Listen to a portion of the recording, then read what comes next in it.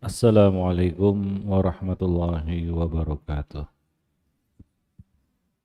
Alhamdulillah nahmaduhu wa nasta'inuhu wa nastaghfiruh wa na'udzu billah min syururi anfusina wa sayyiati a'malina. May yahdihillah fala mudhillalah wa may yudlil fala hadiyalah.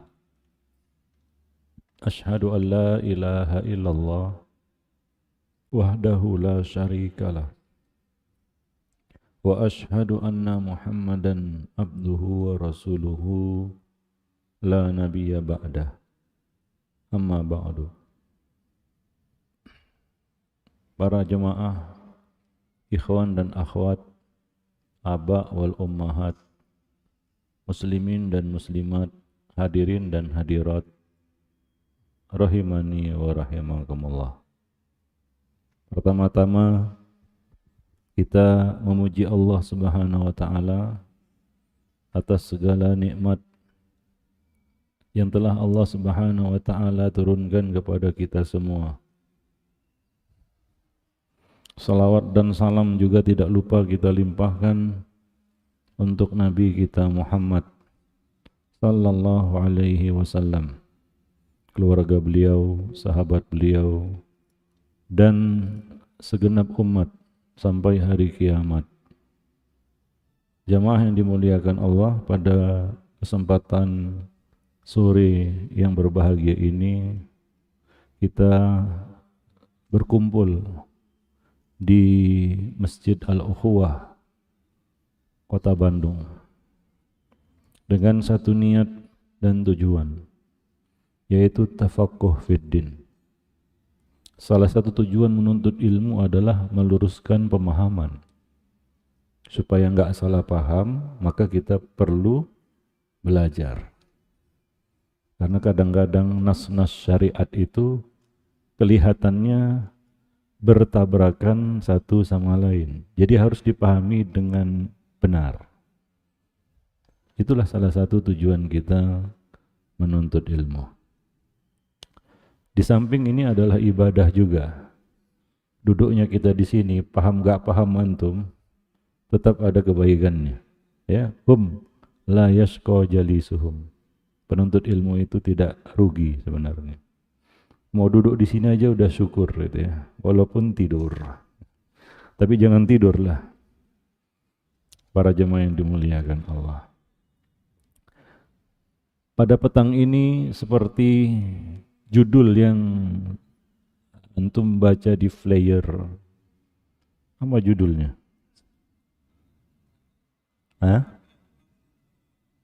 Bahagia perlu modal. Setuju enggak? Bahwa bahagia itu perlu modal. Kalau modal dengkul enggak bisa. Mau bahagia modal dengkul gitu ya. Enggak bisa. Ya, ada harga yang harus kita bayar untuk bisa bahagia. Itu yang pertama ya, sepakat ya. Jadi nggak salah judul itu. Kemarin saya juga ngisi di Bandung ini, judulnya kata orang agak nyeleneh, beribadah layaknya malaikat. Masih ingat? Orang berkerut keningnya, apa maksudnya ini? Maksudnya beribadah tanpa bid'ah. Nah itu ibadahnya malaikat. Malaikat itu enggak suka ngadi-ngadi, ngada-ngada ya. Apa yang diperintahkan itu yang dilakukan. Nah itu ibadahnya malaikat itu. Tapi buru-buru sudah suujon aja, suujon. Suujon aja dengan judul. Mana mungkin beribadah seperti malaikat? Ya kalau secara kuantitas enggak mungkin. Enggak mungkin lah. Ya, tapi kualitas manusia bisa beribadah kualitasnya lebih tinggi daripada malaikat. Karena kita diuji dengan hawa nafsu, malaikat enggak. Ya, nah demikian. Nah itu dulu, masih ingat enggak? Atau udah lupa? Saya aja ingat, masa antum lupa? Tahun berapa itu? Sebelum COVID kayaknya ya? Atau ya lebih kurang begitulah. Nah ini sekarang kita judulnya nggak kalah rumit juga, pelik juga ini. Bahagia itu perlu modal. Itu kesannya apa? Ya harus punya materi untuk bisa bahagia, kan begitu? Betul nggak? Iya. Setuju antum? Kalau nggak punya apa-apa antum gagal bahagia. Baik, ya udah nanti kita bahas ini. Ya, nanti kita bahas ini. Bahagia itu ada dua juga, bahagia dunia, bahagia akhirat. Ada bahagia dua-duanya, bahagia dunia dan akhirat. Antum pilih mana? Ya? Dua-duanya ya bagus. Nggak ada yang mau menderita di dunia ya, nggak ada. Maunya ya Rabbana atina fid dunya hasanah wa fil akhirati hasanah wa qina adzabannar. Kan begitu ya. Nah, pintar. Ya, para jemaah yang dimuliakan Allah. Baik. Kita ada sebuah ayat. Allah berfirman dalam sebuah ayat di dalam Al-Quran, Innama amwalukum wa auladukum fitnah. Pernah dengar ayat bunyinya seperti itu? Innama amwalukum wa auladukum fitnah. Sesungguhnya harta kamu dan anak-anak kamu adalah fitnah. Pernah dengar ayat itu ya? Bala, musibah gitu ya. Tapi kalau ada yang berpikiran ekstrim, kalau begitu saya nggak perlu harta. Kira-kira bisa dibenarkan nggak? Karena dia baca ayat itu, lalu dia pahami kita nggak perlu harta. Karena harta itu fitnah kata Allah. Benar nggak? Karena ada juga itu. Dia baca satu ayat, dia pahami serampangan, lalu dia katakan saya nggak perlu harta. Karena harta itu fitnah. Benar nggak? Benar atau tidak? Hah? Benar? Hah? Enggak. Ya bagus. Kenapa enggak? Saya ajak antum berpikir. Karena kalau saya ngisi taklim suka nanya-nanya, antum jawablah. Jangan diam aja. Ya. Jangan saya aja yang mikir, antum juga mikir. Mikir itu susah juga. Ya. Kenapa antum enggak setuju? Salah itu, Ustaz. Enggak benar itu. Kenapa? Hah? Iyalah, beribadah juga perlu harta. Kalau dia mengatakan, iya beribadah perlu harta, harta secukupnya, katanya gimana coba? Haji kan kalau mampu, zakat kalau punya harta. Ayo gimana? Gimana kita mematahkan argumentasinya ini? Hah? Ya, sebenarnya argumentasinya ada pada ayat itu sendiri. Di ayat itu Allah sebut dua perkara. Yang pertama harta, yang kedua anak. Apakah benar kalau ada yang berpandangan misalnya, saya nggak perlu anak, karena anak itu fitnah. Benar nggak? Lalu kenapa dibedakan harta dan anak kalau sama-sama fitnah? Ya kita di sini menyoroti sebagian orang yang salah kaprah di dalam memahami, sehingga mereka nggak kawin, nggak cari harta. Kenapa? Anak dan harta itu fitnah. Konyol nggak? Konyol. Taib. Jadi itu pemahaman yang salah para jamaah yang dimuliakan. Walaupun Allah Subhanahu Wa Taala mengatakan harta dan anak itu fitnah, tapi tetap kita perlu harta dan anak. Perlu anak kenapa? Itu salah satu tujuan utama nikah itu punya anak kan gitu ya. Kenapa? Karena kita ingin melanjutkan keturunan kita di muka bumi ini. Gimana kalau kita nggak punya anak, kita bisa meneruskan spesies manusia? Terputus, selesai. Wa tammat kalimatu katanya ya. Nah, demikian juga harta. Karena pada dasarnya kita hidup di dunia. Harta itu sama dengan dunia. Jadi enggak realistis kalau ayat itu kita pahami seperti itu. Sepakat ini? Ini prolognya ini. Ya sebelum sampai kepada hadis yang ingin kita sampaikan berkaitan dengan bahagia itu juga perlu modal.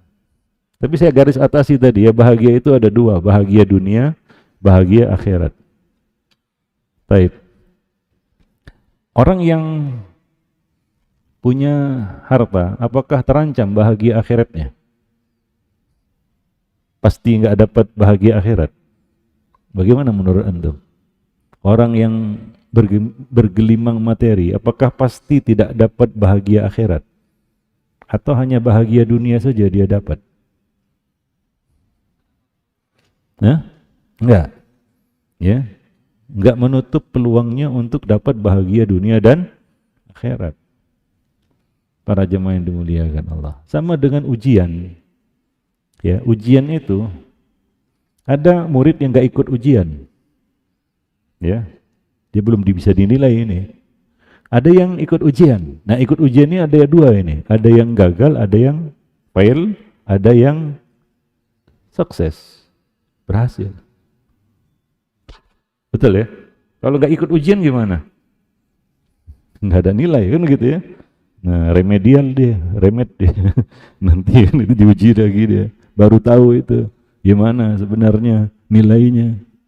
Jadi nggak serta-merta kalau kita punya harta, kita terancam mendapatkan bahagia akhirat. Sampai di sini paham ya? Ya, ada peluang? Ada.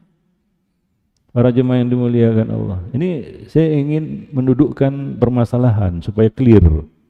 Ya.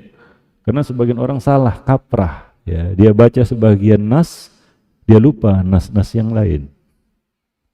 Akhirnya dia memilih pandangan yang salah. Akhirnya yang rugi dia sendiri itu. Para jemaah yang dimuliakan Allah ya. Yang kacau berantakan dia sendiri itu karena salah paham itu. Salah paham ini memang musibah itu. Musibah manusia itu dua. Su'ul fahmi dan su'ul qasdi kan begitu. Su'ul fahmi tahu ya. Paham yang salah. Su'ul qasdi ya maksud yang menyimpang, tujuan yang menyimpang itu. Tujuannya sudah enggak karuan itu. Sudah menyimpang ya. Memang dia enggak ngejar bahagia memang kan begitu. Gimana dapat itu? Enggak akan dapat karena dia enggak ngejar itu. Tapi para jemaah yang dimuliakan Allah, ada sebuah hadis di sini yang ingin saya sampaikan. Mohon dipahami dengan baik hadis ini. Hadis ini riwayat Sa'ad bin Abi Waqqas. Sahih, disahihkan oleh Al-Albani di dalam silsilah ahadits sahihah. Mungkin antum pernah dengar hadis ini. Kalau belum pernah, ya dengarlah. Simak baik-baik. Nabi bersabda, "Arba'un minas sa'adah." 4 perkara yang membawa kebahagiaan. Artinya, jelas, orang yang memiliki keempat perkara ini, dia besar peluangnya untuk bahagia. Apa? Besar peluangnya untuk bahagia. Apa itu 4 perkara yang disebutkan Nabi? Nabi mengatakan, al-mar'atus salihah, wal maskanul wasi', wal jarus salih, wal markabul hani. Nabi mengatakan 4 perkara itu adalah istri yang salehah. Sepakat? Ya, untuk dapat istri soleh perlu modal juga antum. Modal dengkul ke laut aja. Iya kan? Iyalah. Istri solehah itu banyak yang ngejar supaya antum tahu. Saingannya berat itu. Betul nggak? Apa tanpa saingan? Saingannya siapa? Wah, berat-berat itu. Ya, apalagi banyak embel-embelnya itu. Nah, itu berat itu. Kalau modalnya nggak kuat, antum tersisih antum. Ya. Setuju? Ya. Yang kedua kata Nabi, perkara yang membawa kebahagiaan itu adalah rumah yang tempat tinggal yang luas, rumah yang luas. Istilahnya LTLB-nya luas, luas tanah, luas bangunannya sama-sama luas. Iya kan? Luas tanahnya, luas bangunannya memang cukup, bahkan lebih. Senang nggak antum tinggal di rumah yang luas? Tanahnya luas, bangunannya luas. Enak nggak? Enak nggak? Antum maunya tinggal di RSSSSSS. Rumah sangat sederhana sekali sehingga selonjor saja susah. Mau nyatu semuanya, dapur, ruang tamu, kamar tidur. Itu 4L itu penghuni rumahnya, lu lagi. Di situ semua nyatu, Pak. Ya. Enak tinggal seperti itu. Yang antum idamkan apa? Rumah yang luas. Kalau antum punya rumah yang luas, antum bahagia. Setuju nggak? Enak ya punya rumah yang luas itu. Ya bisa main bola di iya ada. Bisa main bulu tangkis di dalamnya sama istri itu. Apa nggak enak itu ya? Bisa main peta umpet. Kalau tipe 21 gimana antum main peta umpet? Nggak mungkin. Sementara bermain-main sama istri itu kan sunnah. Betul nggak? Iya. Gimana mau main-main? Rumahnya sempit. Itu kata Nabi ya. Nah, rumah yang luas itu akan membawa kebahagiaan. Itu modal untuk bahagia. Oh, udah terpikir rumah di apa? Rumahnya ini. Udah terpikir rumahnya di sana ini. Gimana itu? Gimana rumah antum? Sempit atau lapang? Sempit? Ya maaf, antum kurang beruntung. Iya. Baik. Waduh. Yang ketiga kata Nabi, di antara 4 perkara yang membawa kebahagiaan itu adalah wal jarus soleh, tetangga yang baik, lingkungannya bagus. Biasanya anak komplek gitu ya, tinggalnya di komplek gitu. Ya, mau masuk aja dijaga satpam gitu ya. Oh, enak lingkungannya itu. Ninggalin apapun di depan rumah nggak hilang gitu ya. Bahkan kalau di klaster itu nggak boleh pakai pagar gitu kan? Iya. Tetangganya kan nggak kepoan kan gitu ya, nggak julid, enak gitu. Tapi kalau tinggalnya di lingkungan yang buruk, ya kanan bandar narkoba, kiri bandar judi, depan dukun, belakang prostitusi, kiamat antum kan gitu ya. Mau nggak tinggal di lingkungan seperti itu? Nyaman nggak? Repot kita, ya. Para jemaah yang dimuliakan Allah. Maka memang kalau ingin bahagia, pilihlah lingkungan yang baik untuk tempat kita tinggal. Makanya dulu ada ungkapan dari para salaf, al-jar qabla dar. Perhatikan dulu tetangga baru bangun rumah. Ya. Nah, kalau kita tinggal di komplek kan kita sudah bayar fasum-fasos itu. Mahal pasti ya. Harga tanah pasti mahal kalau antum tinggal di komplek. Udah. Betul nggak? Kalau tinggal di luar-luar ya murah memang, karena antum nggak bayar apa-apa. Ya, maka kalau terganggu di komplek itu bisa komplain dia. Kenapa? Karena dia bayar itu. Jalan dia bayar itu. Karena dia beli tanah itu bukan murah. Beda dengan kalau antum beli di luar sana. Begitu ya? Betul ya? Salah? Betul. Para jemaah yang dimuliakan. Kalau nggak percaya tanya aja gitu. Masuk komplek ya ada hubungi ya. Kami di sekian gitu ya. Hubungi aja itu. Berapa harganya tanya aja. Pasti mahal Pak. Pasti. Yang perlu modal lah untuk dapat tetangga yang baik. Ya. Baik. Yang keempat, wal markabul hani, kendaraan yang nyaman. Nyaman di sini kenceng Pak ya, dan nyaman gitu. Enak ya? Iya. Antum jangan bandingkan dengan LCGC. Para jemaah yang dimuliakan Allah ya. Makanya kalau jemput Ustadz jangan pakai LCGC lah. Baru pulang ganti kendaraan. Para jemaah yang dimuliakan Allah ya. Pasti nyaman, kendaraan yang cepat dan nyaman gitu, suspensinya nyaman kan begitu ya. Nah, istilahnya kalau mobil itu kan ada lininya, line up-nya dia. Ya kan? Ada line up-nya, dia ada flagship gitu ya. Flagship-nya di jenis MPV, SUV kan gitu ya. Nah, kalau LCGC itu namanya mobil murahan, pasti nggak nyaman. keras semuanya. Udah itu ya nggak nyaman dipacu kencang, memang bisa kencang, tapi taruhannya nyawa, ya kan?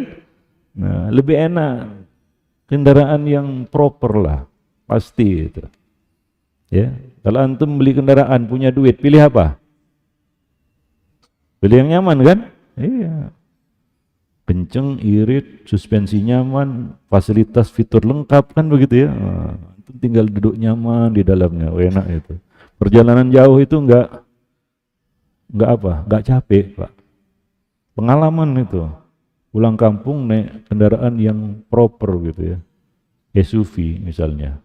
Bisa ngelintas gunung gitu. Yang lain harus muter jauh, dia ngelintas gunung gitu. Gampang aja gitu, cepet sampai gitu ya. Yang nggak bisa naik gunung ya harus muter gitu ya. Sampai di tempat asem aja semua karena keringatan. Kenapa? Karena AC terpaksa dimatiin, nggak kuat dia. Para jemaah yang dimuliakan Allah. AC pun beda, kendaraan mahal dengan murah itu AC-nya beda. Ya. Nah, kalau yang mahal itu kan pakai ionizer kan begitu ya. Nah, macam-macam lah. Kalau yang biasa-biasa itu sakit perut, dah. Pusing antum kena AC-nya. Mau dimatikan salah, dihidupkan salah gitu. Memang enaknya al-markabul hani, kendaraan yang nyaman lagi cepat. Sepakat? Iya. Nah, dari 4 poin tadi, item tadi, semuanya perlu apa? Hah?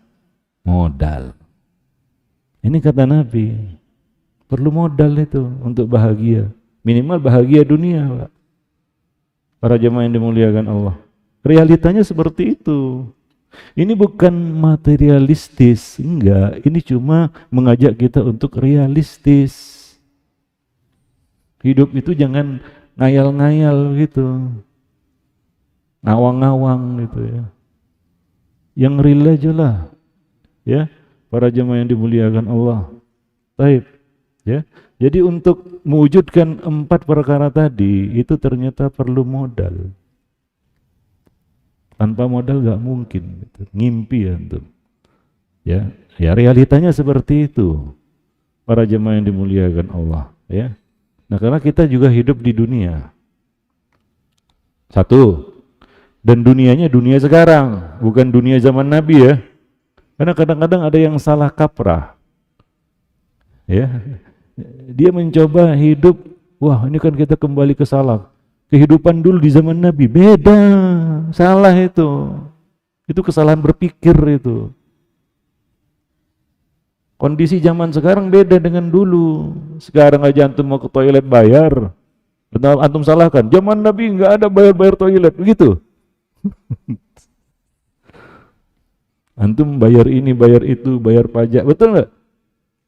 Antum teriak-teriak, nggak ada itu, nggak ada perpanjang STNK, nggak usah pakai pelat, gitu.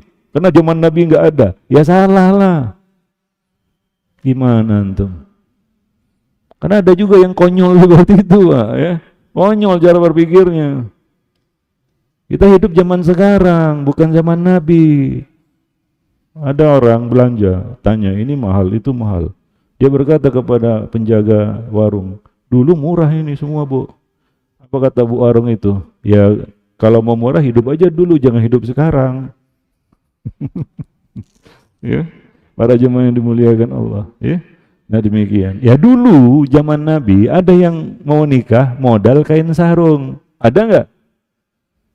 Modal kain sarung itu harta yang dimilikinya, enggak ada lagi yang lain. Kata Nabi, berikan kain sarung itu sebagai mahar. Aku enggak pakai apa-apa lah Nabi kata.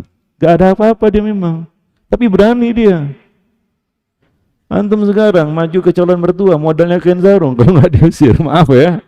Kalau antum jadi orang tua gimana tuh? Antum, ada orang datang melamar anak antum, putri antum tercinta, lalu dia cuma modalnya kain sarung. Yang realistis saja, antum terima atau berpikir antum? Berpikir gitu ya. Iya, jangan antum katakan, wah terima lah, yang penting kan nggak bisa. Itu kalau kena sama antum, belum tentu antum terima. Paham? Iya. Itu zaman Nabi, zaman sekarang kan beda. Para jemaah yang dimuliakan Allah, kebutuhan hidup beda juga hari ini. Tantangan hidup juga beda. Antum harus bayar listrik, bayar air, bayar kalau di komplek hidupnya harus bayar keamanan, kebersihan dan lain-lain sebagainya. Betul nggak? Kalau nggak ditulis nanti, penghuni ini belum bayar IPL, malu antum kan gitu ya. Nah demikian, antum nggak melaksanakan kewajiban, zalim itu. Iya zalim. Memangnya yang angkut sampah, yang bersih-bersih, yang jaga keamanan nggak dibayar? Mau nyaman ya pakai modal lah. Mau tinggal di komplek tapi nggak bermodal, mana bisa. Para jemaah yang dimuliakan Allah. Wallahu a'lam bishawab. Baik, jadi Nabi bukan mengajak kita untuk hubud dunia, bukan. Ya, jangan buru-buru mengklaim seperti itu. Ustaz, kalau begitu kita harus hubud dunia. Enggak. Kalau kita punya segala kelengkapan itu belum tentu kita dikatakan orang yang hubud dunia. Paham ya? Belum tentu. Kalau demikian adanya, maka para sahabat Nabi itu diseragamkan Nabi semuanya seperti Abu Dzar. Apa seperti itu? Enggak. Ada yang seperti Utsman, ada yang seperti Abdurrahman bin Auf, ada yang seperti Abu Hurairah, ada yang seperti Abu Dzar Al-Ghifari. Para jemaah yang dimuliakan Allah. Kalaulah punya harta itu identik dengan hubud dunia, enggak.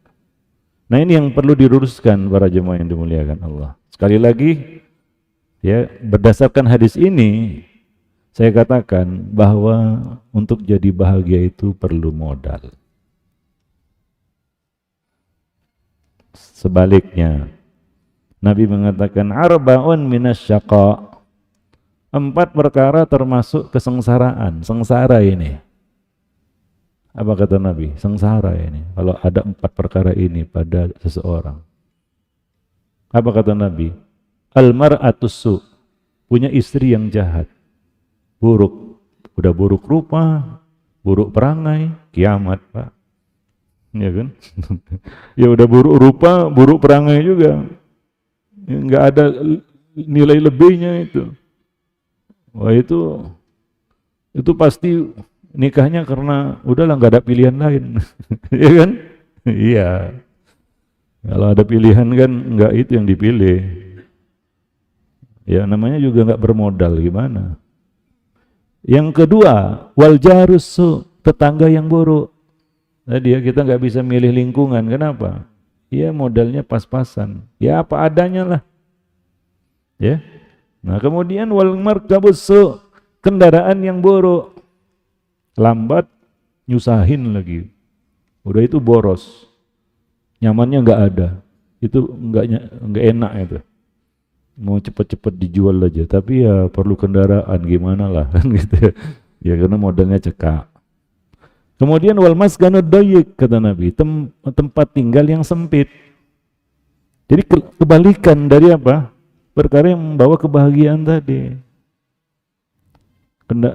Tempat tinggal yang sempit tadi. RSSSSSS tadi itu ya. Ya memang gimana lah mau bahagia kan begitu ya. Nah, ya susah. Taib. Wah, ini. Nah, jadi antum sudah paham ya gimana merintis kebahagiaan. Paham? Oh, ini hadis perlu penjelasan yang lebih detail ini, kan begitu ya. Nah, ada di dalam riwayat lain masih dari Sa'ad bin Abi Waqqas. Nabi menjelaskannya lebih detail itu. Apa kata Nabi? Salasatun minas sa'adah wa salasatun minas syaqa. 3 perkara yang membawa kebahagiaan dan 3 perkara yang membawa kesengsaraan. Faminas sa'adah, termasuk yang membawa kebahagiaan, bahagia antum, adalah ini nih, al-mar'atus salihah, istri yang salihah. Maksudnya apa? Istri yang baik gitu ya, istri yang salihah. Maksudnya apa? Nabi perjelas, taroha fatu'jibuka. Kalau kamu melihatnya, dia membuatmu takjub. Oh, artinya secara look-looknya juga membuat antum takjub. Ya nilainya mungkin 8 ke atas lah ya. Kalau 5 ke bawah kan gimana mau takjub gitu ya. Kalau nilainya 8 ke atas antum melihatnya Masya Allah gitu ya. Nah, cantiknya istriku kan begitu ya. Tapi kalau 5 ke bawah bukan Masya Allah Pak, innalillah gitu ya. Nasib gitu ya kan gitu. Ya betul ya? Iya. Nah, itu yang pertama itu. Yaitu apa? Secara look dia memang membuat kita bahagia, Pak. Makanya saya katakan dalam buku saya yang lain itu ya. Surat terbuka untuk suami. Kecantikan itu memang bukan segalanya karena dia relatif, tapi penting. Tetap perlu. Maka saya nggak nyalakan kalau ikhwan nyarinya Ustadz, carilah yang kalau bisa ya kan gitu ya. Yang cantik. Cantiknya gimana? Kalau bisa yang mancung, putih, hafizah, apalagi ya. Kalau modalnya cukup nggak apa-apa itu, tapi kalau nggak bermodal ya susah nyarinya gitu para jemaah yang dimuliakan Allah. Ya, kalau ada nilainya dia itu laki-laki itu ikhwan itu ya bisa aja dicari. Tapi kalau nggak ada nilainya, pekerjaan, pengangguran, nggak jelas, mocok-mocok istilahnya, ya, serabutan. Lalu siapa yang mau? Kita juga ngomongnya susah itu. Misalnya kita di mak comblangnya, ditanya sama calon mertua, gimana? Di mana kerjanya? Berapa penghasilannya? Kan itu ditanya gitu ya. Aduh Pak, ini kerjanya masih mocok-mocok, serabutan sana sini belum jelas kerjanya gimana gitu. Kita ngomongnya aja berat itu. Paham? Iya. Maka yang pertama kata Nabi taroha fatu'jibuka. Kamu melihatnya, jika kamu melihatnya, dia membuatmu takjub. Secara look memang bagus. Kata orang sekarang bening. Ya. Iya. Wataghibu anha fata'manuha ala nafsika wa malika. Kalau dia enggak berada di sisimu, dia dapat menjaga dirinya dan dapat menjaga hartamu. Udah cantik rupa, cantik pula perangainya, amanah, dan dia bisa menjaga harta kita. Wah itu betul-betul harta karun itu Pak. Kalau dapat seperti itu, gigit dengan gigi geram antum itu. Jangan sampai lepas itu ya. Para jemaah yang dimuliakan Allah. Ya, amanah dia menjaga dirinya dan dia menjaga harta suaminya. Jarang-jarang itu dapat istri seperti itu, para jemaah yang dimuliakan Allah. Kemudian kata Nabi, waddabah takunu wati'ah, kendaraan yang nyaman. Apa maksudnya nyaman di sini? Nabi perjelas, yaitu fatulhikuka bi ashabika. Kendaraan itu dapat kamu gunakan untuk menyusul teman-temanmu. Kenceng dia. Ini enggak diasapi terus. Diasapi terus kan begitu ya. Nyusul nggak bisa Pak. Nah kata Nabi kendaraan yang nyaman itu kamu dapat pacu dia untuk menyusul teman-temanmu. Nah itu dia. Makanya Nabi punya onta, dulu kan onta ya, kenceng onta Nabi. Ya kenceng, terkenal paling kenceng di Madinah itu. Nggak ada yang bisa ngalahin. Satu ketika ada Arab Badui punya onta yang nggak meyakinkan. Ya. Tapi ternyata apa? Ketika diadu, ontanya bisa menyusul bahkan mengalahkan onta Nabi. Maka orang-orang pada heboh. Itu ada hadisnya itu. Maka Nabi mengatakan hak bagi Allah untuk merendahkan siapa saja yang ditinggikan. Artinya antum punya kendaraan kenceng, mungkin ada orang lain yang punya lebih kenceng lagi, gitu ya. Para jemaah yang dimuliakan Allah. Allahu a'lam. Tapi kalau antum punya Ferrari, pasti kenceng lah itu. Ya. Pasti kenceng lah itu ya. Nah, punya Lamborghini ya, pasti kenceng lah itu. Ya, oh itu terlalu tinggi, udahlah di bawahnya kan begitu. Para jemaah yang dimuliakan Allah. Wallahu a'lam bishawab. Baik. Itu maksud dari kendaraan yang nyaman. Nabi mengatakan seperti itu.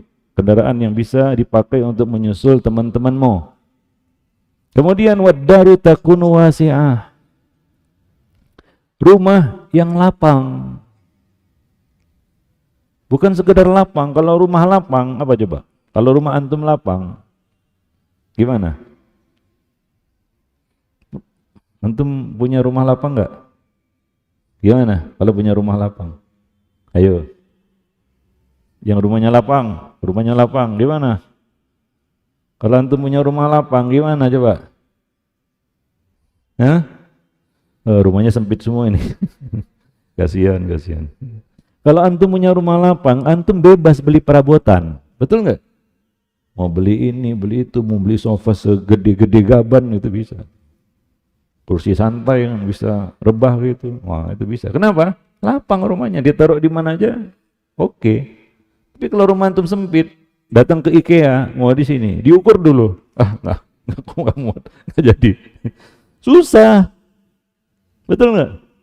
Mau belanja perabotan pun susah. Udah beli, ternyata apa? Nggak bisa masuk. Itu nasib kan gitu ya. Nah, belanjalah di Informa misalnya, wah beli ini, ya tempat tidur satu set sama lemarinya, sama meja rias semuanya, kan begitu ya. Udah dibeli apa? Datanglah itu ya, Pak mau dipasang di mana? Di situ. Kamar 2x3, mana cukup? Antum meletakkan lemari di atas tempat tidur itu. Para jemaah yang dimuliakan Allah, betul nggak? Susah. Makanya Nabi mengatakan rumah yang lapang itu adalah katsiratal marafiq, yang banyak perabotannya, lengkap. Mau duduk di sofa, ada sofa. Mau duduk di mana? Ada. Ada perabotan di ruang tamu. Ada perabotan di ruang makan. Ada perabotan di ruang tidur. Nah, bebas itu, bebas. Ya orang kaya mah bebas, gitu ya. Para jemaah, oh itu enak itu, antum belanja di IKEA, mau di Informa, nyaman aja. Tapi kalau rumahnya sempit, susah.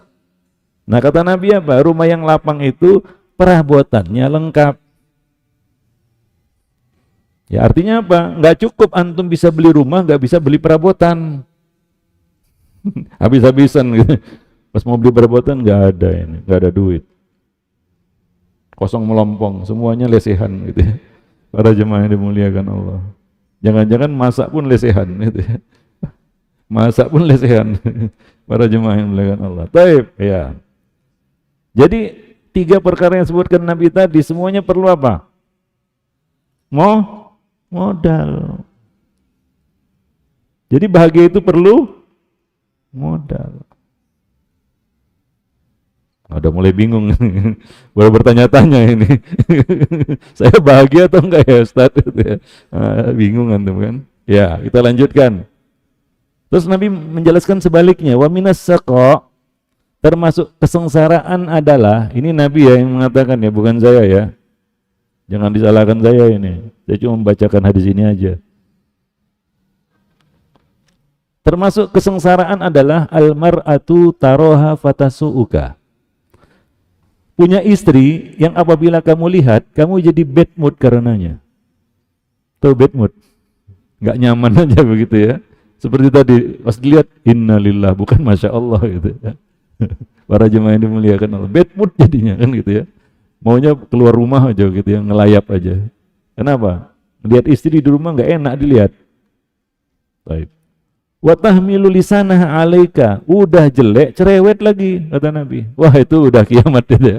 Udah jelek cerewet, diomelinya terus. Itu kata Nabi itu, tahmilu lisanah alaika. Dia enggak pernah berhenti ngomel kepada antum.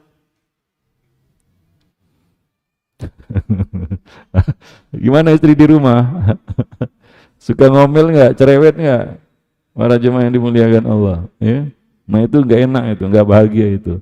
Kata Nabi apa? Wa in ghibta anha lam ta'manha la nafsika wa malika. Jika kamu tidak berada di sisinya, dia tidak bisa menjaga dirinya dan tidak bisa menjaga hartamu. Apes itu kalau punya istri seperti itu. Berapapun dikasih uang belanja habis.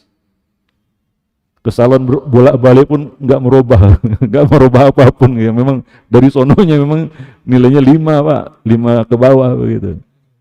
Mondar-mandir salon pun ya tetap begitu aja. Para jemaah yang dimuliakan Allah. Baik. Wadabah kata Nabi yang kedua, takunu qotufan. Kendaraan yang lambat, enggak nyaman. nggak ada nyaman-nyamannya. Fa in darabtaha at'abatka. Jika kamu pukul dia untuk supaya dia kencang, nggak bisa kencang. Istilahnya apa? Sudah full gasnya itu. Ya. Sudah kandas, Pak. Ya, larinya gitu-gitu aja. Ngelayang-layang itu mobil. Ngeri juga gitu ya. Nah, ngantar nyawa itu. Para jemaah yang dimuliakan Allah. Bagian mobil antum harus tahu. Nggak bisa dipacu kencang, jangan silap. Coba lihat bannya, ban murahan, nggak boleh. Itu ada kodenya itu. Ada kecepatan maksimalnya berapa itu. Ini udah bannya ban ekonomi, dipacu kencang-kencang, itu ngantar nyawa, salah itu. Perasaannya mau nyalip Pajero kan gitu ya.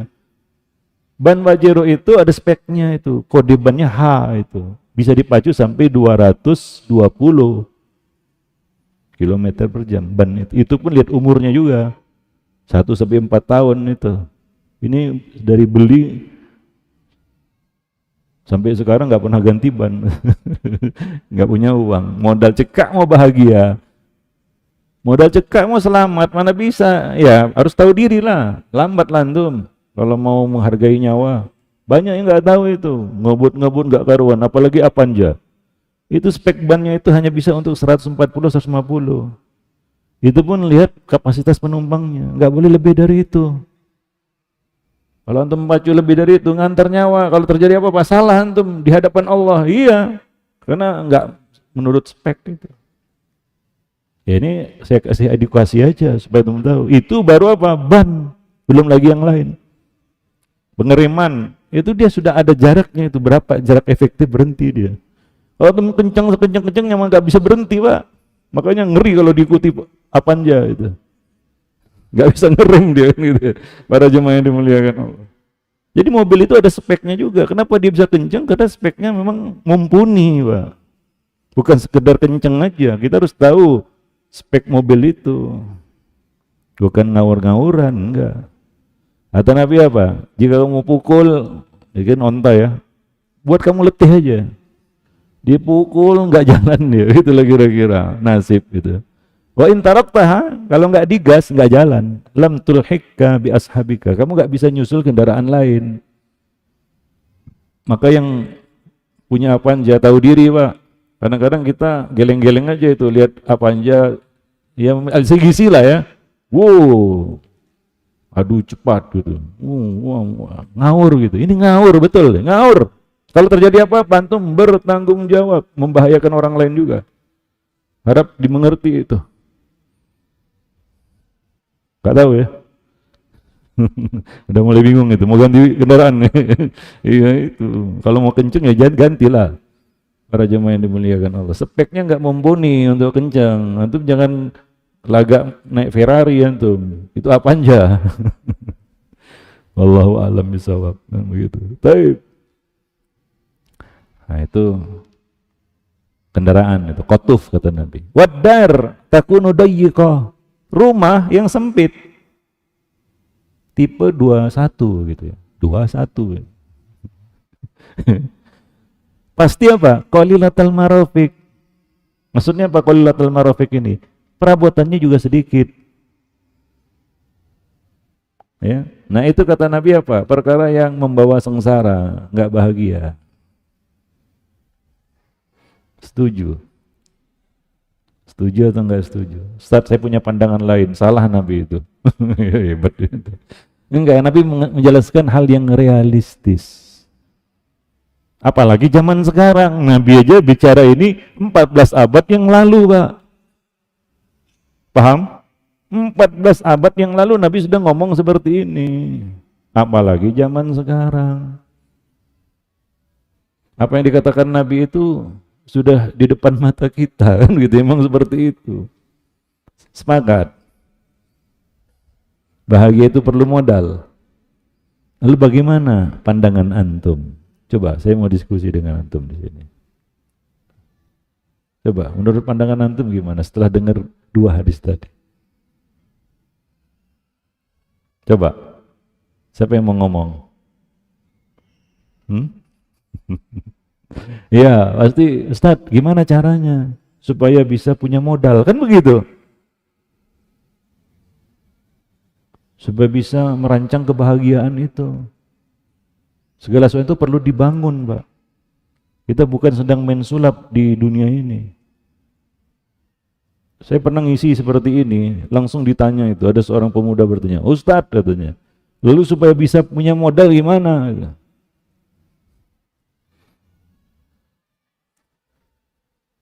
Gimana coba?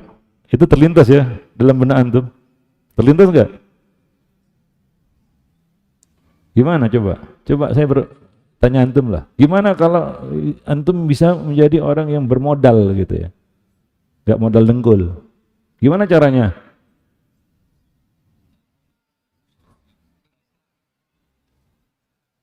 Ya jelas lah, nggak mungkin antum ngomong kaki duduk-duduk aja. Iya, itu pastilah. Mau saya kasih tips, nggak panjang-panjang, tapi ini insya Allah ampuh. Mau? Antum melaksanakan besok, insya Allah mudah-mudahan nasib akan berubah. Pelan-pelan lah. Ya. Mau nggak? Saya kasih tips. Ya, tipsnya cuma satu. Apa itu? Ayo. Siapa yang? Hah? Apa? Kona'ah. Oh, langsung kona'ah. Tiba-tiba ada kona'ah ya. Hah? Takwa, ya. Takwa itu relatif lah. Ya, kan? Relatif. Merasa takwa? Merasa? Nasib nggak berubah. Tapi nggak apa-apa. Ya takwa. Ada yang nggak qanaah, takwa. Yang lain, saya nggak salahkan jawaban antum. Berdasarkan pengalaman pribadi lah. Ya pastilah, itu nggak mungkin tuh.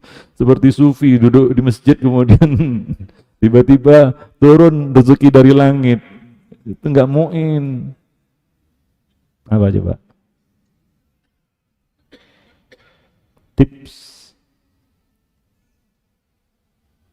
Ayo. Kalau antum pelakunya, antum nggak susah menjawabnya, spontan aja. Ini Ustadz, nah itu kalau antum pelakunya. Tapi kalau bukan pelakunya mikir dulu, mikir dulu. Sampai pagi pun belum tentu dapat jawabannya itu antum.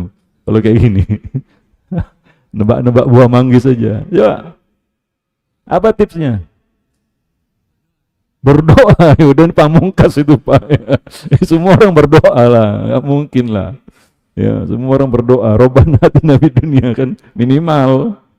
Yang lain lah. Ya saya nggak salahkan, mungkin lah. Yang lain, yang nyata lah, yang masuk akal gitu.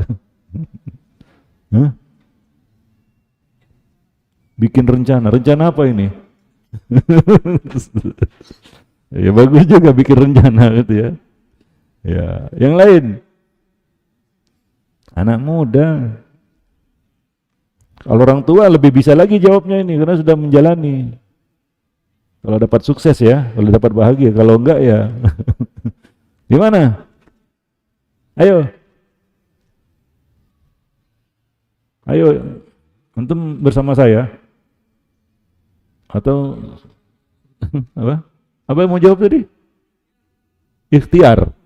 Iya sama, usaha ikhtiar sama itu bahasa lainnya aja itu.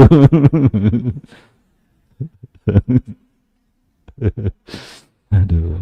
Kayak hah? Hati. Oh, ini kajian tingkat tinggi nih hati. Jadi nggak perlu materi ya, hati aja kaya Pak ya. Oh, itu udah kaya itu udah. Iya, modal hati aja kan gitu ya, Masya Allah. Memang sih ada hadisnya itu. Cuma gimana tadi itu hadis Nabi ini? Optimis. Apa maksudnya optimis? Optimis sukses gitu ya. Optimis. Terus ambil bantal, peluk guling, tidur. Optimis. Ya. Optimis ya. Dari jawaban antum akhwat ketawa itu. Hati-hati antum ditandai antum. Ya, yang lain. Belajar. Oh. Tuntutlah ilmu ke negeri Cina gitu. Enggak, bukan itu. Iya, sekolah tinggi-tinggi ya. Ujungnya jadi kuli gitu ya. Iya. Oke, itu ya. Ya udahlah. Saya jawablah. Mudah-mudahan bermanfaat bagi antum. Kuncinya satu. Jangan malas. Iya. Antum tanya sama orang-orang sukses. Nggak ada cerita malas. Kan ada hadis itu, seorang sahabat Nabi sukses perniagaannya. Kenapa? Pagi-pagi dia sudah buka usahanya. Hingga dia sukses itu, ada hadisnya itu. Perniagaannya lancar itu. Menjadi tijarotan lentabur itu. Kuncinya apa? Dia nggak malas. Antum jangan nyalahkan Chinese. Oh iyalah orang Cina gitu.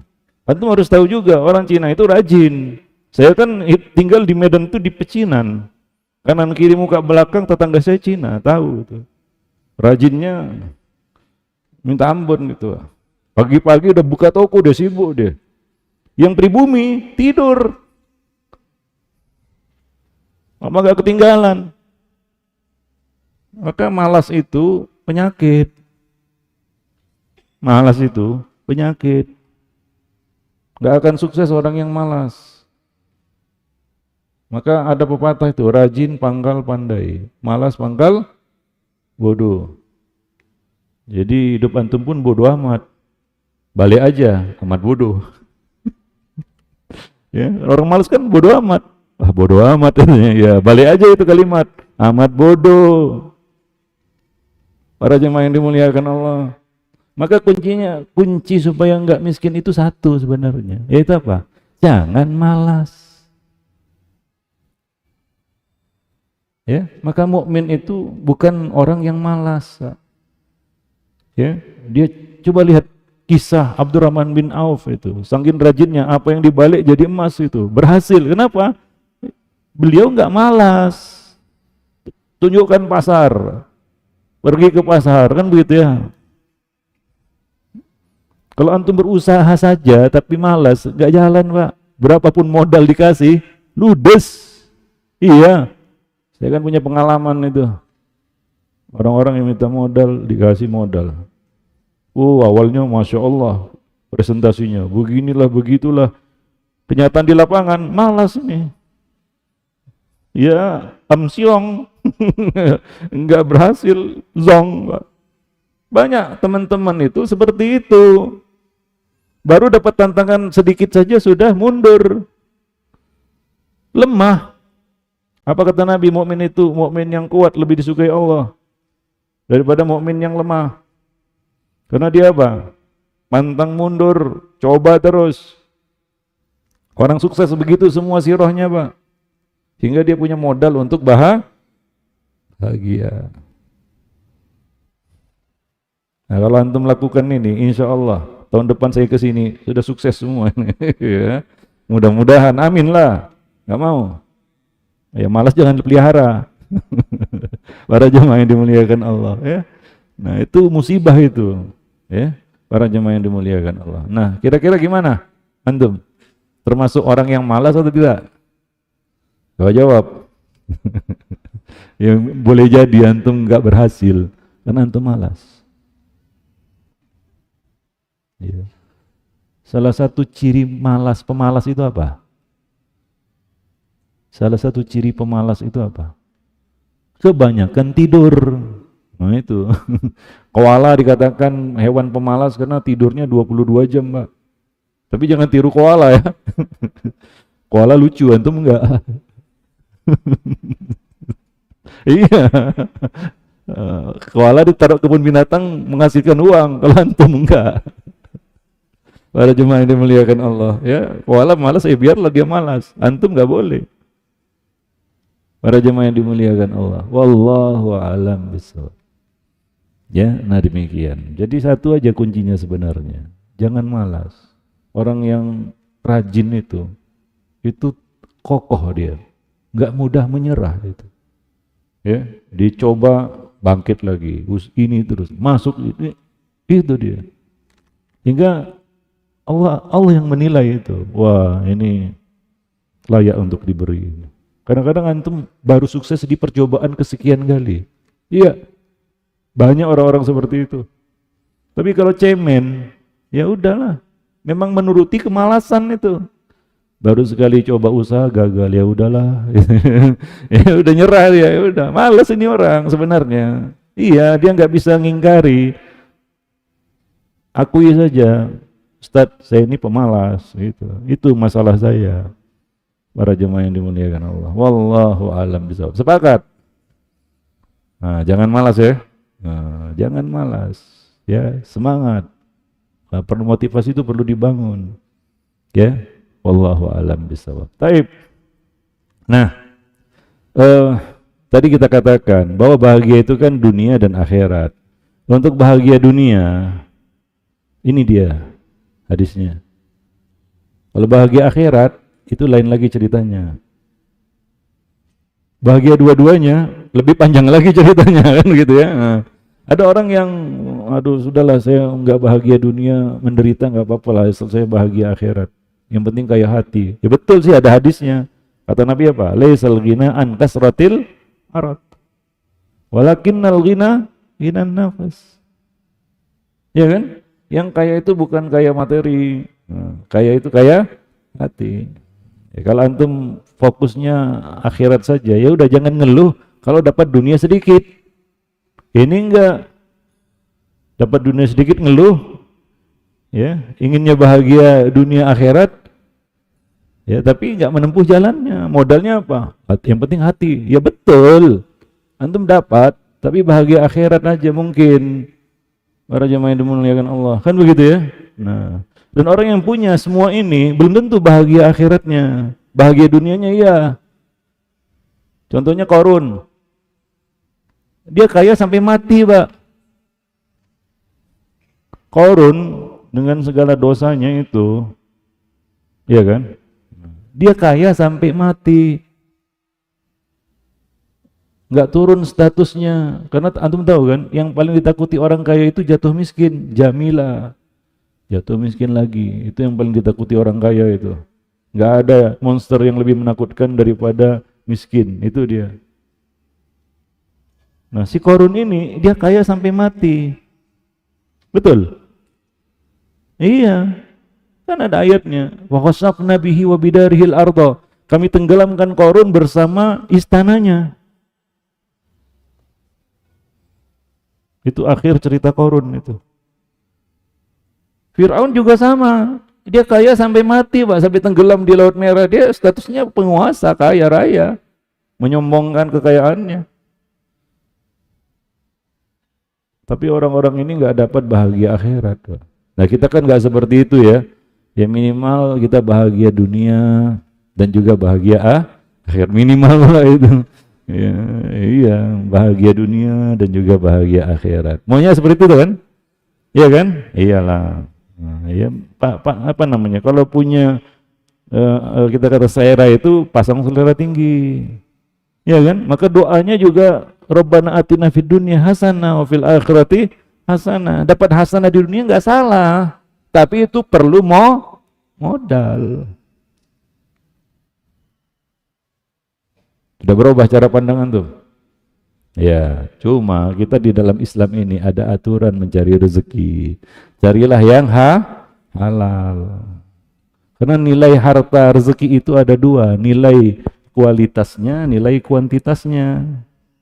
Boleh jadi nilai kualitasnya tinggi, tapi boleh jadi nilai kuantitasnya besar, tapi kualitasnya nggak ada, nggak berkah istilahnya. Kita mau apa? Harta yang berkah, harta yang baik di tangan orang yang soleh, kan begitu. Itu bisa kita gunakan kekayaan kita untuk meraih derajat yang lebih tinggi. Maka salah satu orang yang patut kita cemburu ya, betul ya, cemburu melihatnya adalah apa coba? Rajulun, seorang laki-laki yang punya harta, lalu dia infakkan siang dan malam. Itu perlu kita cemburu terhadapnya itu.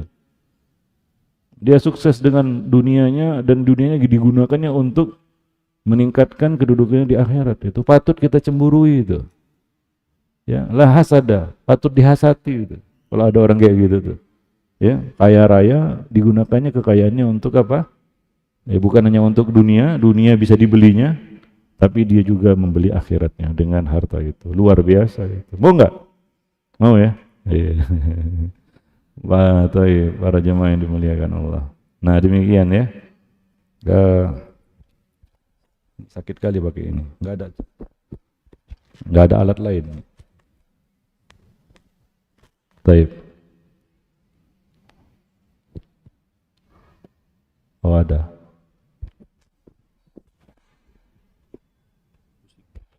Pusing, pusing.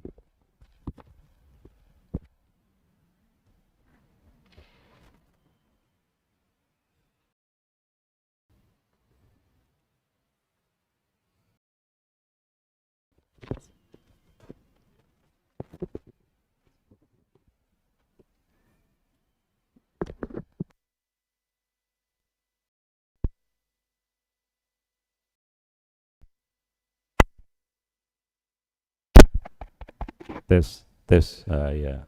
Baru enak. Taib, kita lanjutkan para jemaah yang dimuliakan Allah. Kalau kita ini gen A atau gen A? Gak tahu gen A? Generasi afkir. Ya udahlah ya.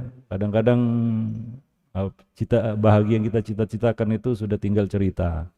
Ya kan? Nah, tapi kalau bisa tidak untuk anak-anak cucu kita. Kan begitu? Ya, betul nggak? Ya, kalau antum punya cita-cita dulu waktu masih muda, sekarang udah keluar jawabannya, berhasil atau tidak kan gitu ya. Nah, kalau ya kita katakan udah terluput lah, maklumlah sudah beginilah dia jalan ceritanya. Minimal kita menjaga bahagia itu untuk anak-anak kita. Salah satu kebahagiaan orang tua adalah melihat anaknya bahagia. Betul nggak? Antum punya anak? Antum akan bahagia melihat anak antum sukses, kan begitu? Iya. Hah? Oh, iya. Ya, melihat anak-anak kita sukses, kita pun senang, bahagia kita. Walaupun kita ya punya cita-cita tapi nggak kesampaian, kan begitu ya? Nah minimal nasib anak kita nggak seperti kita. Ya, baik. Maka rancanglah kebahagiaan untuk anak-anak kita. Oleh karena itu ada satu ayat itu ya. Ini ditujukan kepada para orang tua. Surat An-Nisa ayat 9. Antum harus khawatir terhadap anak-anak kita, generasi penerus kita. Kalau nggak khawatir terlalu. Allah berfirman, "Wal yakhshal ladzina law taraku min khalfihim dzurriyyatan di'afa khafu 'alaihim falyattaqullaha wal yaqulu qawlan sadida." Dan hendaklah takut, khawatir para orang tua terutama meninggalkan anak-anak keturunan yang lemah. Yang mereka khawatirkan masa depannya. Maka bertakwalah kamu kepada Allah dan katakanlah kata-kata yang benar, yang lurus, yang benar aja gitulah istilahnya. Para jemaah yang dimuliakan Allah. Maka kita wajib khawatir hari ini meninggalkan anak-anak keturunan yang lemah. Karena untuk sukses dunia maupun akhirat perlu kekuatan. Kalau kita tinggalkan mereka lemah, bagaimana mereka bisa meraih kesuksesan itu dunia maupun akhirat? Ya. Istilahnya hari ini kalau antum mati, gimana kira-kira? Merasa secure enggak dengan anak-anak yang ditinggalkan? Atau khawatir kita? Gimana nasib anak saya sepeninggal saya? Di tengah tantangan zaman yang makin hari makin berat. Betul nggak? Tantangan 10 tahun ke depan lebih ringan dari sekarang atau lebih berat? Lebih ringan atau lebih berat? 10 tahun ke depan lah, nggak usah jauh-jauh itu. Lebih berat. Bukan tambah ringan, Pak. Lalu gimana generasi kita bisa melewati itu? Maka jangan tinggalkan generasi-generasi yang lemah. Lemah apa di sini? Ya, tadi kita kata untuk bahagia perlu modal kuat juga. Harus punya kekuatan. Kita kasih anak-anak kita modal supaya bisa mereka sukses. Maka jangan tinggalkan generasi yang lemah, kata Allah. Khawatir. Enggak khawatir. Nanti pulang, antum lihatlah anak-anak antum dengan pandangan kasih sayang.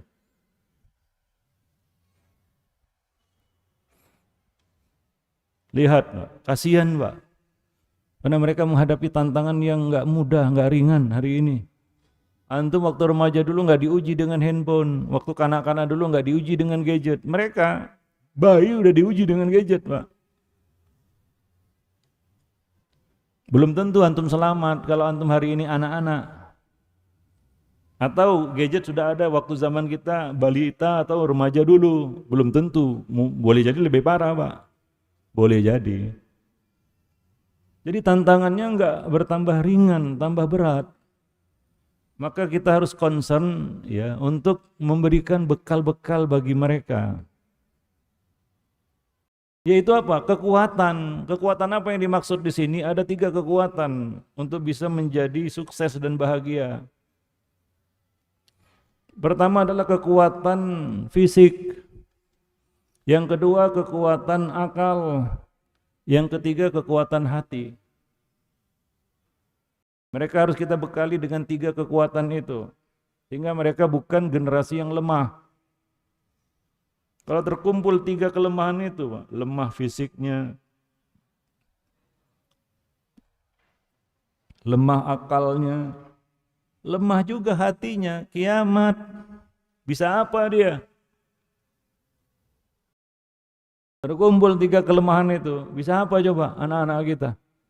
Sementara kita dalam pertempuran, siapa yang berhasil menyiapkan generasi, dia yang memenangkan pertempuran itu.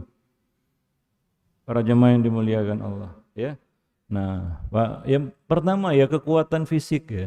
Jangan tinggalkan mereka lemah secara fisik. Anak-anak kita sekarang ini dalam ancaman. Ya.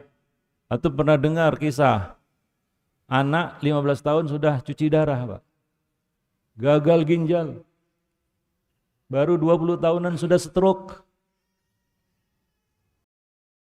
Ya, masih muda sudah kena DM. Ini kasus bukan 1-2, tanya sama dokter kalau nggak percaya. Banyak penghuni rumah sakit itu anak-anak itu dengan berbagai macam penyakitnya. Kenapa bisa seperti itu? Penyakit ini datang dari mana? Coba. Pola hidup. Lebih detailnya yaitu makanan, Pak. Iya, makanan. Saya pernah bawa umroh.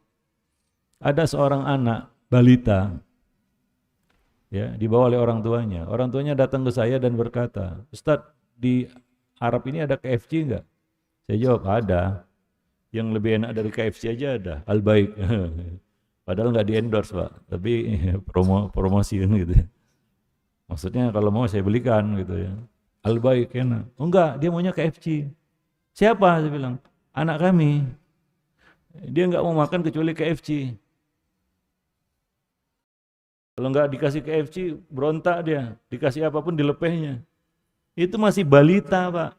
Minumannya Coca-Cola, enggak kenal air putih. Apa enggak hancur itu badan? Kalau antum ya udah afkir tadi. Anak-anak. Coba lihat anak-anak sekarang. Ibu zaman sekarang gagal memikat lidah anak-anak mereka. Saya katakan seperti itu. Para akhwat, ummahat di belakang sana. Para ibu hari ini gagal memikat lidah anak-anak mereka. Kalau kita dulu ada masakan yang memorable itu, masakan ibu namanya ya. Ya itu udah paling top lah. Kadang-kadang pulang sekolah lari-lari ke rumah hanya untuk membuka tudung saji itu, apa yang dimasak ibu itu. Ya kan? Dulu itu, ibu-ibu zaman dulu itu berhasil memikat lidah anak-anak mereka. Tapi sekarang enggak. Anaknya minta dimasakin, udah GoFood. Ya, zamannya kan zaman GoFood, gimana? Junk food. Ya kan? Nah, namanya juga junk food, Pak. Sampah. Ya udahlah. Kasihan anak-anak soalnya. Kalau antum yang udah gede ya udahlah. Tapi anak-anak nggak seperti itu kan harusnya. Tapi orang tuanya males sudah. Ya.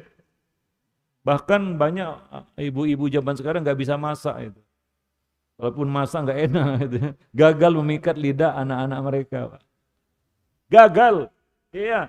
Antum coba istri di rumah. Tanya apa ada masakan favorit untuk anak. Anak itu memang ya udah apa namanya istilahnya terpikat banget dengan masakan dia gitu. Nggak ada. Akhwat-akhwat zaman sekarang masuk dapur bingung, Pak. Nggak bisa membedakan mana ketumbar, mana merica. Itu dia. Kenapa? Oh, zamannya GoFood. Simpel aja disuruh. Antum pernah nggak pulang disuruh masak? Yang masalah. Apa katanya? Nah ini nih. Handphone, buka aja GoFood cari. Ya kan? Nah, ya seperti itu. Bagaimana bisa menerapkan pola hidup sehat untuk anak-anak. Akhirnya apa? Anak-anak ini banyak penyakitan, Pak. Lemah. Secara fisik lemah. Kalau dulu kita mainnya, Pak, main patok lele kan gitu ya, main gundu, kejar layang-layang walaupun nggak pernah dapat gitu ya. Ya kan? Dulu itu.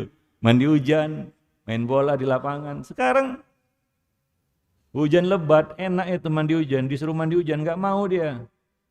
Coba kalau nggak percaya anak-anak zaman sekarang, hujan misalnya ya. Bandung belum hujan ya. Ya, mudah-mudahan hujan.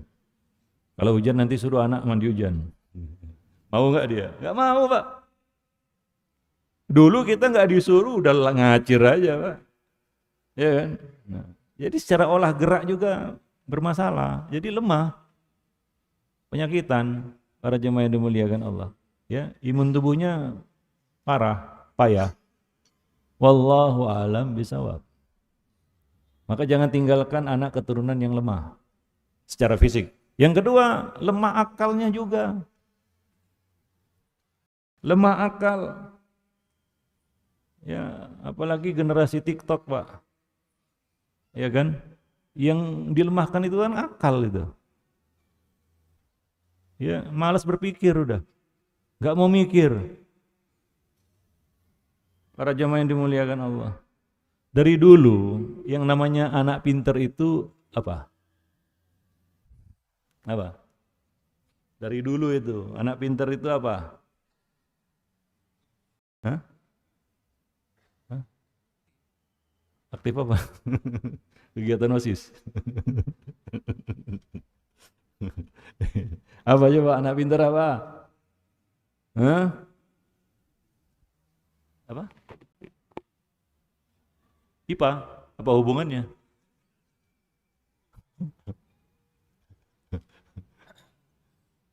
Anak pintar julukannya apa? Kutu buku, betul nggak? Apa kutu busuk? Kutu loncat? Enggak. Kutu buku. Kenapa disebut kutu buku? Kenapa? Dia gemar baca. Kata orang membaca itu pintu gerbang ilmu. Kalau mau pinter rajin baca. Anak-anak sekarang payah, Pak. Apalagi manusia Indonesia memprihatinkan, minat bacanya jeblok. Antum pernah nggak anak minta izin pergi ke perpustakaan nasional?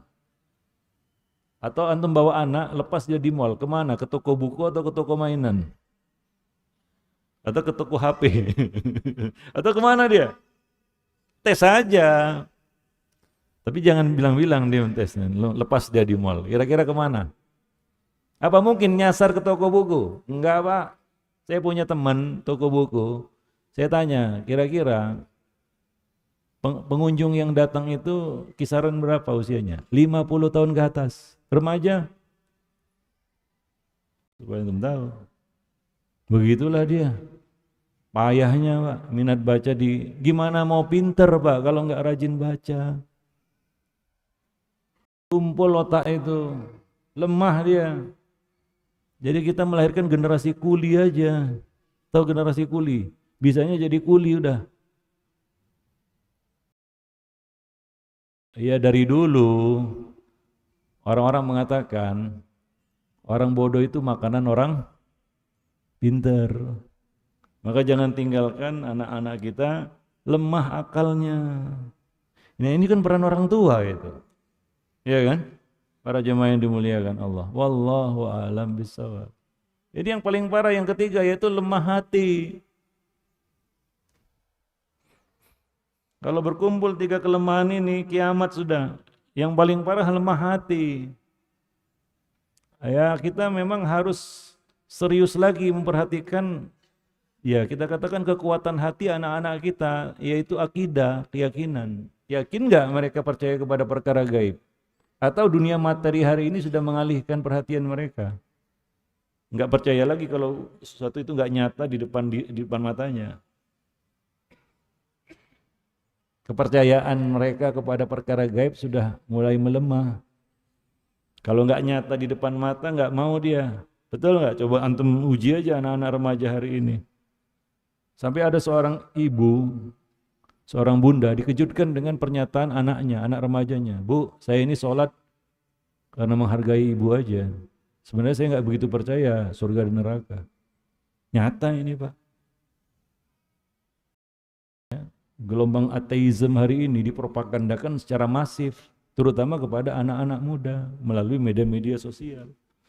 Yang antum sebut LGBT, child free, seks bebas, apapun namanya, itu cuma buntutnya aja Pak. Ekornya aja itu. Kepalanya apa? Ateisme.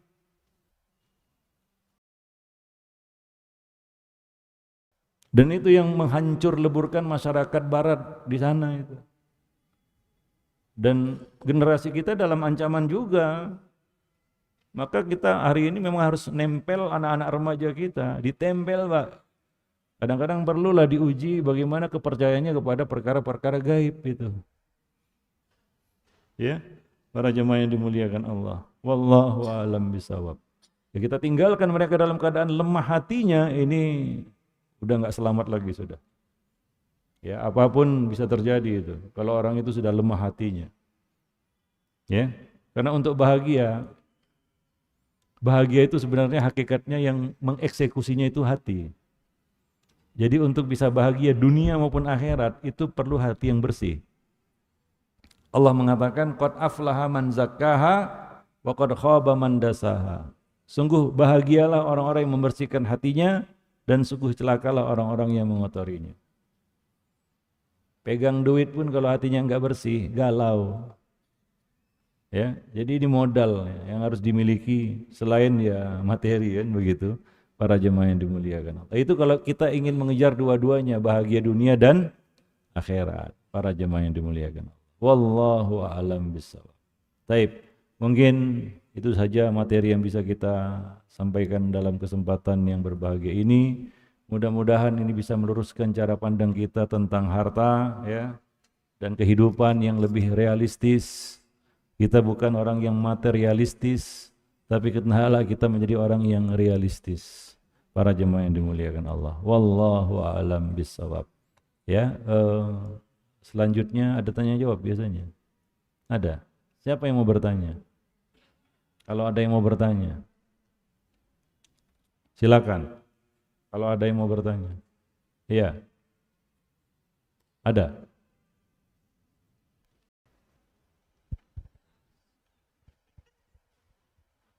Kalau ada, silakan.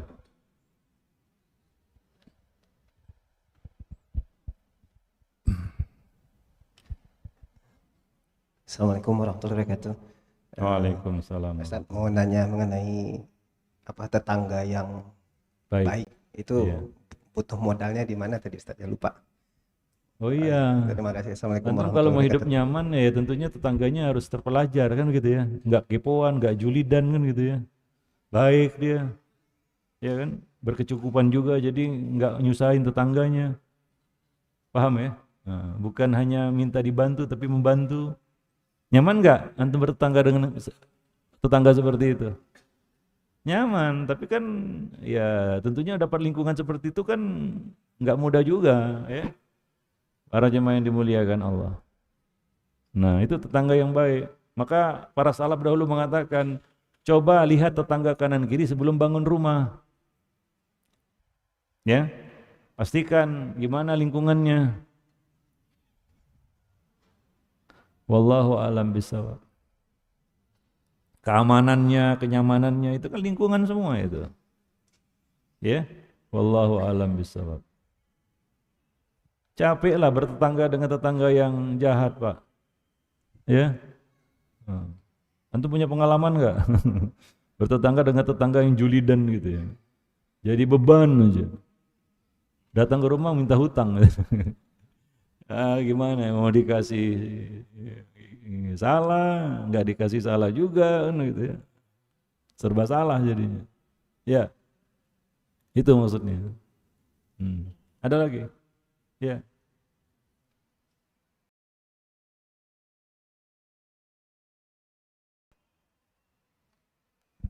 Bismillah, izin Ustaz bertanya. Iya. Saya akan menanyakan masalah kekuatan hati untuk anak, Iya. terutama anak saya sendiri lah. Contohnya nggak jauh-jauh. Dengan kondisi sekarang anak saya itu kan sampai-sampai dia masuk di perguruan tinggi 2 kali itu. 1 tahun menjelang akhir dia keluar. Ya karena bukan sebetulnya kalau secara ini akal tidak bodoh. Cuma dia kelebihan, kalau berbicara kelebihan dia berpikir. Untuk mengatasi sifat anak saya sendiri yang memang dia kalau secara ilmu duniawi itu memang sudah saya juga sampai istilahnya angkat topi lah buat anak saya. Tapi mengenai kekuatan yang tadi dibicarakan Ustadz, karena apa ya, nggak tahu dari makanan, nggak tahu dari apa, lidahnya tadi tidak bisa dijaga oleh kita. Dan saya sendiri juga anak angkatan tahun 67 gitu, nggak begitu-begitu banget kan.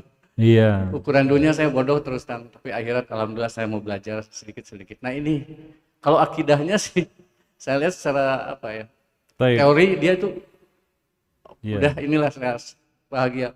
Cuma ini prakteknya Ustadz gimana nih? Dengan usia anak saya kan udah ya udah masuk pernikahan udah cukup lah. Ini bingung nih sekarang Ustadz harus gimana saya? Makasih Ustadz, jazakallahu khairan. Oh iya, pendidikan itu ada riwayat namanya, Pak. Ya, pendidikan itu nggak bisa kita nilai di ujungnya begitu. Antum melaporkan anak remaja, yang saya tanya gimana riwayat pendidikannya dari fase usia 0, apa yang sudah kita lakukan itu. Kalau nggak ada, memang itu salah kita, kekurangan kita, banyak-banyak minta ampun. Karena pendidikan itu bergantung kepada riwayat pendidikan itu sendiri. Ya, maka mendidik anak ada fase-fase usia dari 0 sampai 5 tahun, 5 tahun sampai 10 tahun, 10 tahun sampai 15 tahun, 15 tahun sampai pradewasa, dewasa. Itu harus dikawal terus, ditempel terus, makin kesini, makin menjelang finish, ya, itu makin berat tuntutannya sebenarnya. Harus ditempel udah. Apalagi zaman sekarang, Pak. Jangan kita jauhi mereka. Atau dibuat dia, anak remaja itu menjauh dari kita. Atau kita merasa, udahlah saya nyerah. Kalau seperti itu, bahaya. Satu kata, Pak, jangan pernah merasa gagal mendidik anak. Tapi kita harus merasa salah. Kenapa? Karena kita harus memperbaiki salah kita. Jangan pernah merasa gagal. Ya wajarlah. Banyak yang terluput karena kita jahil. Banyak salahnya. Maka perbaiki itu. Para jemaah yang dimuliakan Allah, ya. Nah demikian. Jadi tadi kita sebutkan bahwa mendidik anak hari ini berat. Bukan pekerjaan yang ringan. Mendidik itu tugas para nabi dan rasul. Mereka perlu waktu yang lama. Nabi kita 23 tahun. Nabi Nuh lebih lama lagi, 950 tahun. Kenapa diceritakan seperti itu? Supaya kita tahu bagaimana sabarnya mereka itu. Padahal anak Nabi Nuh beriman enggak? Enggak. Tapi Nabi Nuh tidak pernah merasa gagal. Sampai di detik-detik akhir dia tetap mengajak anaknya itu, ya bunayyar kamana. Hai anakku, naiklah ke perahu bersama kami. Ini sudah didakwahi ratusan tahun, siang malam, Pak. Gimana sabarnya itu? Nah, kita baru didik anak 1-2 bulan, itu pun baru sadar karena dengar kajian. Habis itu kita, aduh berat, udahlah, nyerah, angkat tangan, angkat kaki. Gimana? Mau sukses gitu. Ya, wallahu a'lam bishawab. Ya, anak-anak muda zaman sekarang apalagi remaja itu harus ditempel terus, Pak. Ya. Nah, buat mereka nyaman dekat dengan kita. Ya, memang harus ya kita katakan apa ya? Harus banyak toleransi. Hati itu memang harus dilatih untuk menerima yang kurang-kurang. Kalau enggak, itu main patah-patah kita nanti. Terus terang. Kenyataannya seperti itu. Banyak orang tua yang main patah-patah aja. Oh, udahlah katanya. Masa bodoh katanya. Kan begitu ya. Nah, bodoh amat katanya. Amat bodoh. Ada yang dimuliakan Allah. Wallahu alam bisawab. Nah, demikian. Ya. Nah, ya memang banyak tantangannya hari ini. Maka saya katakan coba uji mereka. Ya. Kemudian jangan terlalu terkejut dengan hasilnya. Introspeksi diri. Ini mungkin karena kelalaian saya bertahun-tahun sudah. Ya. Nah, banyak-banyak istighfar, perbaiki kesalahan. Ya nggak salah kan mulai dari nol. Dan nggak salah juga kalau kita minta maaf sama anak karena dulu salah didik. Iya. Saya ada nulis buku, antum tahu nggak judulnya? Mendidik anak tanpa amarah. Antum tahu bukunya itu? Pernah baca? Carilah di internet. Mendidik anak tanpa amarah. Waktu nulis buku itu keluar, dikajikan. Banyak yang nggak setuju. Wah, si fulan itu marah sama anaknya berhasil.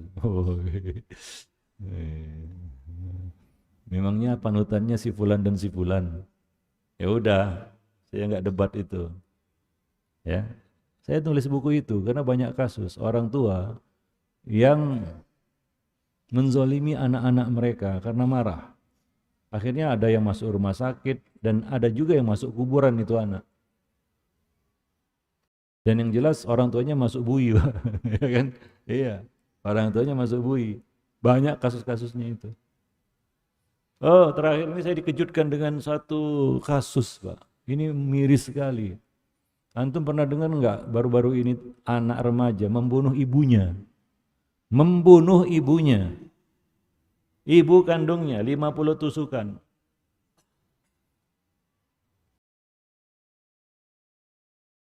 Oh, netizen plus 62 ya wajar. Oh, langsung menghujat anak ini, anak durhaka, anak ini, anak itu kan begitu ya. Antum gimana pandangan antum coba? Saya tanya, siapa yang lebih salah di sini? Yang lakukan anak ini salah jelas. Enggak ada benarnya. Cuma siapa yang lebih salah? Tahu enggak riwayatnya ternyata? Ternyata anak ini sudah menjadi objek kemarahan orang tuanya dari kecil. Dari kecil. Ya namanya orang marah itu seperti harga barang marah itu, Pak. Seperti tarif tol. Enggak ada turunnya, naik terus. Antum sekali marah, besok reda marahnya. Enggak. Antum merasa kurang ini, kurang galak ini. Kurang badai marahnya, kurang badai. Besok antum marah dengan yang lebih badai lagi. Begitulah yang terjadi, Pak. Jadi itu terus berlangsung sampai anak ini remaja. Keluarlah kata-kata yang namanya marah ya, kata-kata yang menyakitkan hati. Akhirnya dia gelap mata, dia ambil pisau, dia tusuk itu. Anak ini salah didik lah kita katakan. Nah kalau kenyataannya seperti itu, siapa yang lebih salah? Saya tanya siapa yang lebih salah ya? Kalau salah ya dua-duanya salah, itu si anak salah, ya orang tuanya juga salah. Siapa yang lebih salah? Bapaknya pun ditusuknya tapi gak mati, Pak. Siapa yang lebih salah? Coba jawab. Jawab antum. Orang tuanya. Pasti. Ini kan berbuah penyesalan aja. Ya lagi nggak mujur aja. Antum ya mungkin mujur, anaknya mungkin nggak berpikiran pendek seperti itu. Ya kalau datang apesnya bisa aja terjadi seperti itu, Pak. Kejadian memang betul. Maka saya teringat lagi buku saya itu. Mendidik anak tanpa amarah.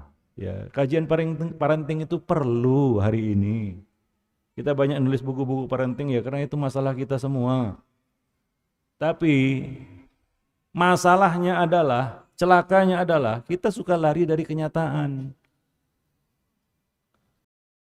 Kalau kita buat Judulnya parenting misalnya. Sudah pusing aja kepala itu.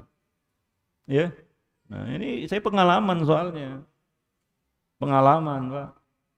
Ada sebuah sekolah mengadakan acara untuk wali-wali santri, wali-wali murid. Wajib datang ayah bunda. Karena ini program sekolah. Hari libur. Wajib datang, ditulis di undangan itu, gede itu, di bold, uppercase lagi. Apa? Wajib, wah wajib. Wah, nggak boleh fardu ain aja. Wajib datang itu. Tahu berapa yang datang? Dari ratusan murid, yang datang itu cuma belasan, 12 orang yang datang. Sampai saya bertanya, ini panti asuhan atau sekolah? Kalau panti asuhan diundang orang tuanya nggak datang, ya saya maklum. Kalau datang takut saya. Ini bukan panti asuhan, sekolah. Muridnya ratusan, harusnya 2 kali lipat yang datang dari jumlah murid itu, kan begitu. Ini yang datang 12 orang, Pak. Itulah kesadaran kita. Kita kalau ngaji apapun materinya, senang-senang aja, fine dan fun antum dengernya. Kadang-kadang senyum-senyum antum, kan begitu ya. Begitu materinya parenting, udah pusing aja itu. Banyak seabrek masalah pendidikan hari ini. Oh, luar biasa. Kepala di bawah, kaki di atas, Pak, mendidik anak hari ini. Setuju nggak? Atau bukan masalah? Siapa yang merasa hari ini bukan masalah saya itu mendidik anak? Coba tunjuk tangan.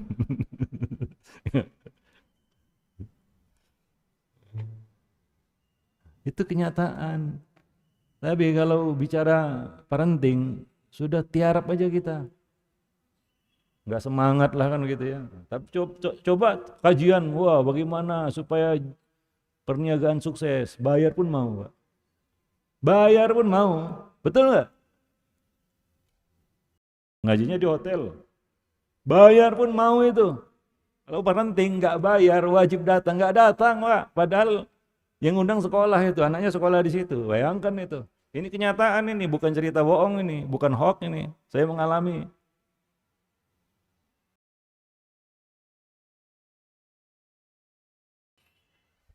Wallahu alam bisawab. Bagaimana menurut antum? No comment. No comment. Ya udah, kita tutuplah sampai di sini ya. Mudah-mudahan bermanfaat. Lebih dan kurang saya mohon maaf. Subhanakallah bihamdik. Asyhadu an la ilaha illa anta astaghfiruka wa atubu ilaik. Assalamualaikum warahmatullahi wabarakatuh.